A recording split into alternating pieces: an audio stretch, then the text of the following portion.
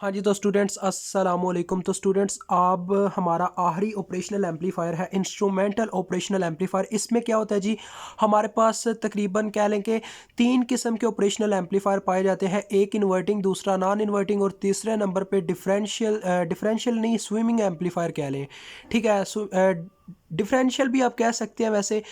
Differentiator एक होता है जी, बिल्कुल। एक डिफरेंशिएटर होता है और एक डिफरेंशियल होता है। तो डिफरेंशियल एक अलग है, एक डिफरेंशिएटर अलग है। डिफरेंशिएटर वो होता है जिसमें आ जाता है डेरिवेटिव वगैरह, तो डिफरेंशियल एक अलग चीज़ है। ठीक है, तो यहाँ पे देखें आपके सामने मैंने एक शेप ड्रा कर दिया। इसमें क्या होता है जी, सबसे पहला असूल, इसमें देखें ये वाली दोनों रेजिस्टेंसेस बराबर होती हैं, उसके बाद ये वाली दोनों रेजिस्टेंस भी बराबर होती हैं और ये दोनों भी रेजिस्टेंस बराबर होती हैं और ये इन दोनों ओप एम्प्स में कॉमन होती है आर जी। अब देखें यहाँ पे क्या हो रहा है जी, यहाँ पे दो दो काम हो रहे हैं। यहाँ पे मतलब कि इन्वर्टिंग वाला भी हो रहा है, नॉन इन्वर्टिंग वाला भी हो रहा है। अब यहाँ पे देखें ये पॉजिटिव साइन है A1 का, तो यहाँ पे नॉन इन्वर्टिंग के लिए डायरेक्ट इनपुट दी जा रही है, लेकिन ये नेगेटिव साइन को इनडायरेक्टली V2 के थ्रू नॉन इन्वर्टिंग के तौर पे भी क्या किया जा रहा है, बायस किया जा रहा है। मतलब ये दोनों काम कर रहा है, इन्वर्टिंग का भी कर रहा है और नॉन इन्वर्टिंग का भी कर रहा है। इसी तरह से A2 का भी यही सीन है। इसे नॉन इन्वर्टिंग के लिए पॉजिटिव पोल से इनपुट दी जा रही है, तो ये नॉन इन्वर्टिंग मतलब कि करेगा अप्लाई। और जबकि अगर हम ऊपर से देखें तो नेगेटिव टर्मिनल से भी इनडायरेक्टली V1 सप्लाई दे रही है, जिसकी वजह से ये इन्वर्टिंग का काम भी करेगा। तो चले ये काम स्टार्ट करते हैं। अगर स्टूडेंट्स आपके पास आ जाता है कि वो आपसे पूछना चाहता है, कह लें आपका यूज़र, कि हमारे पास इसकी आउटपुट क्या होगी, इसकी आउटपुट का नाम हम VO1 रख लेते हैं और इसकी आउटपुट का नाम VO2 रख लेते हैं, मतलब V02 V01। ठीक है, तो मैंने इनके नाम रख लिए। अगर हमें वो कहता है V01 निकाल के दें, तो सिंपल सी बात है। अब ये देखें इनपुट दी जा रही है पॉजिटिव पोल से, तो पॉजिटिव पोल के लिए पॉजिटिव मतलब आपको पता है नॉन इन्वर्टिंग की क्या इक्वेशन होती थी, 1 प्लस RF/RI। यहाँ पे RF क्या है और RI क्या है। RI वो होती थी हमारे पास, स्टूडेंट्स आप सबको पता होना चाहिए, जो हमारे पास नॉन इन्वर्टिंग के टर्मिनल से जुड़ी होती थी, और RF वो होती थी जो आउटपुट साइड से रेजिस्टेंस हमारा एक रास्ता बनाता था। तो यहाँ पे R1, यहाँ पे अगर आप चाहते हैं तो मैं चले आपके लिए छोटी सी पिक्चर क्रिएट कर देता हूँ, क्योंकि आप मेरे लिए एक मतलब के स्टूडेंट्स हैं, शागिर्द हैं, तो मैं नहीं चाहता कि आपके माइंड में कोई भी क्वेश्चन रह जाए। अगर हम पॉजिटिव साइड से इनपुट देते थे यानी वी इन देते थे, तो क्या होता था जी, आपके सामने होता था, यानी कि ये ग्राउंड से कनेक्टेड होती थी हमारे पास, ये होती थी R1, और एक रेजिस्टेंस होती थी यानी RF नाम की, जो इस तरह से आउटपुट साइड से कनेक्टेड होती थी, एक रास्ता क्रिएट करती थी आउटपुट तक करंट पहुंचाने का, RF। तो आपको पता है इसका क्या रिजल्ट आता था, इसका ये रिजल्ट आता था RF/RI साथ में +1।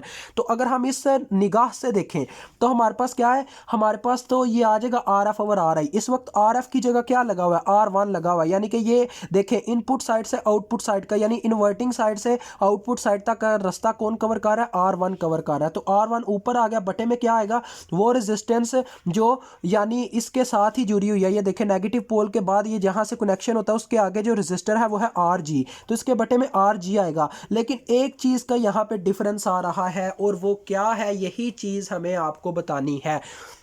वो क्या है जी, यहाँ पे थी 0 वोल्ट, लेकिन यहाँ पे उसे यहाँ से भी इनपुट मिल रही है, वो क्या है जी, V2। तो इसके साथ होल आ जाएगा V2। और दूसरी बात, जब इसे इनपुट मतलब कि इन्वर्टिंग साइड से भी इनपुट दी जाएगी, तो नॉन इन्वर्टिंग के साथ इन्वर्टिंग की इक्वेशन भी लिखी जाएगी, जो इसमें से माइनस होगी, क्योंकि ये माइनस का इफेक्ट क्रिएट करेगी। अब देखें हो क्या रहा है गाइस, सारा का सारा काम इसे करना चाहिए, लेकिन इसमें क्या हो रहा है जी, ये वाला ऑपरेशनल एम्पलीफायर भी हाथ बिठा रहा है, तो लिहाजा इसमें नेगेटिव फीडबैक भी आएगा, तो लिहाजा दूसरी इक्वेशन में सेंटर में माइनस आ जाएगा।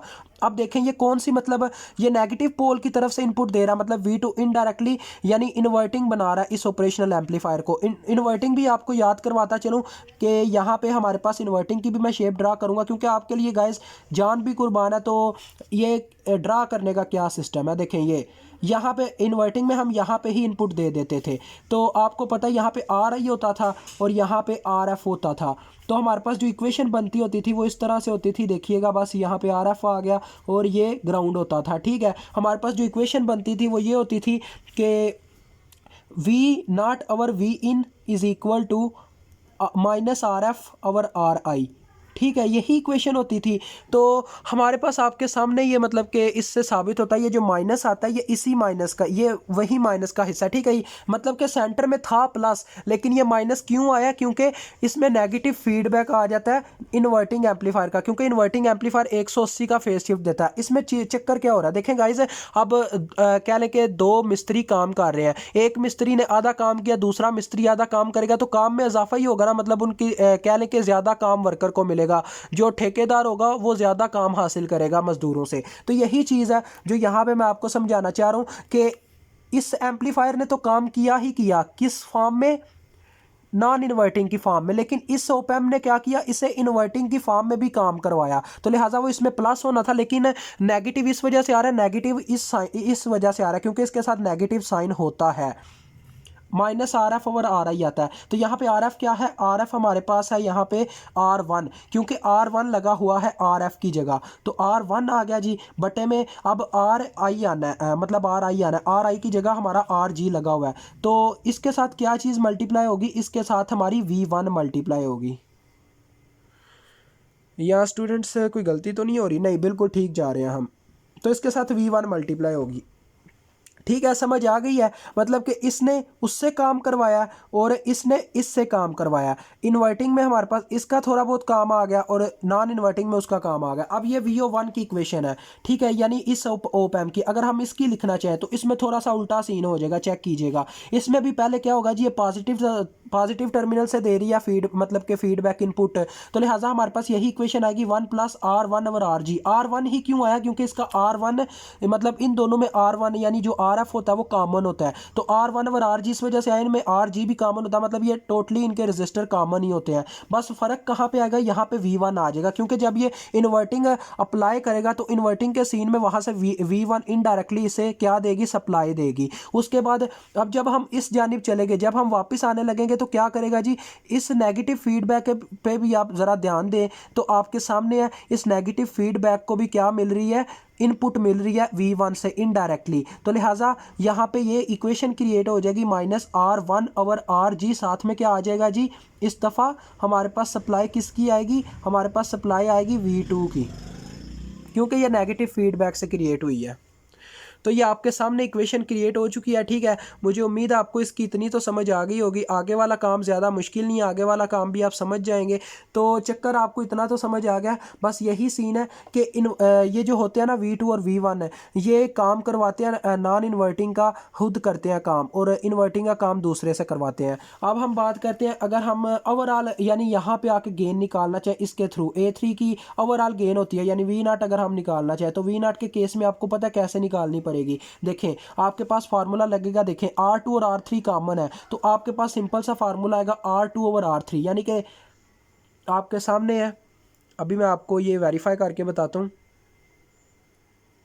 सॉरी R2 और R3 नहीं आएगा। देखें इसके नेगेटिव टर्मिनल को ही यहाँ से भी इनपुट मिल रही है, क्योंकि ये आउटपुट जो इसकी आउटपुट होगी वो इसकी इनपुट बन जाएगी। तो नेगेटिव टर्मिनल से जब इनपुट दी जाए तो आपको पता है क्या होता है, ना इन्वर्टिंग का फार्मूला बनता है, यानी माइनस की फॉर्म में। लेकिन यहाँ पे हम माइनस फीडबैक नहीं देंगे क्योंकि हमें माइनस का फीडबैक पहले मिल चुका है। तो यहाँ पे R3 आएगा, RF इसके लिए ये है और R1 इसके लिए ये है। तो RF ओवर R1 मीन्स के RF मतलब के R3 ओवर R2, ठीक है, समझ आ गई। और इनटू अब आप देखें इसके गाइज, आप ये थोड़ा हिल गई थी रिंग लाइट, इसको देखें इनपुट दो साइडों से मिल रही है, मतलब इस ओपैम की और इस ओपैम की जमा होकर इसको इनपुट मिल रही है इस A3 को। तो इस केस में क्या होगा, ये दोनों आपस में ऐड अप हो जाएंगे। तो ऐड अप का मतलब है 1 प्लस ये 2 टाइम्स हो जाएगा, क्योंकि इसका 2 टाइम्स असर आ जाएगा, क्योंकि दोनों में रजिस्टर पाए जा रहे हैं। R1 दोनों में कॉमन है, RG भी दोनों में कॉमन है, तो ये 2 टाइम्स अपना असर दिखाएगा, R1 ओवर RG 2 टाइम्स असर दिखाएगा, ठीक है। और साथ में आ जाएगा आपके सामने है, ये आपके पास फार्मूला बन जाएगा